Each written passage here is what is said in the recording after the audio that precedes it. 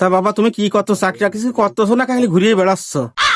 না, বর্তমানে বাপের মাঠে এই বিজনেস দেখাশোনা করতেছে, বেকারই আছি বর্তমান। তা ঘটক সাহেব ছেলের নামে কি কি আছে? ছেলের নামে কিছুই নেই, ছেলের বাপের নামে 150 বিঘা জমি আছে, দোতলা বাড়ি আছে, দোতলা পুকুর আছে, আর ফার্ম আছে। ঘটক সাহেব, সলের বাপের একটু ফাঁকে ডাকবেন, সলের বাপের সাথে একটু কথা আছে।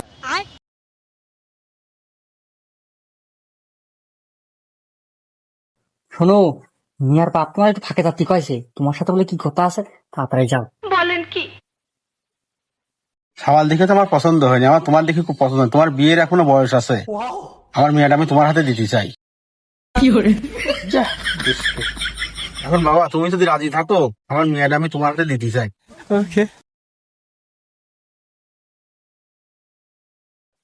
ঘটক সাহেব, আমার ছেলে পছন্দ হয়নি, আমার ছেলের বাপের পছন্দ হয়েছে।